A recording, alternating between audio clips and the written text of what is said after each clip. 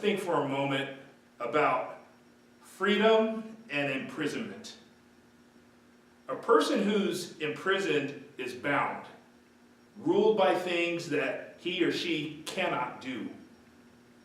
A prisoner can't choose what clothes they wear or even when to eat. Perhaps they can't go outside. Any movement they have is within a closed space.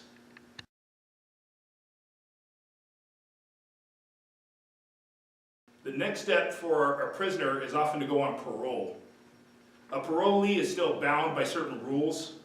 She or he may have to regularly check in with a parole officer.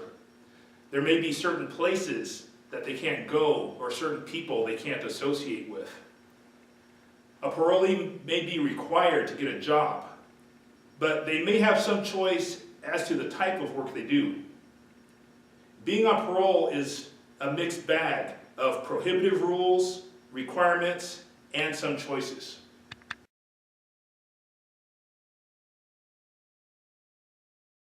Now, what about the person who is free? A free person chooses what they will and will not do. The only boundary society puts on a free person is to not hurt someone else. And for the truly free person, the heart of all of God's commands is to act in love.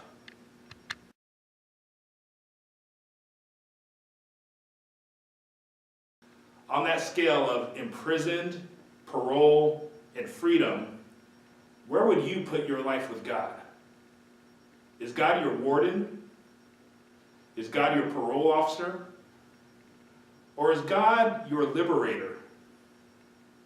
I think if we see God as anything but our liberator, we haven't matured enough to really understand his commands, which are freeing.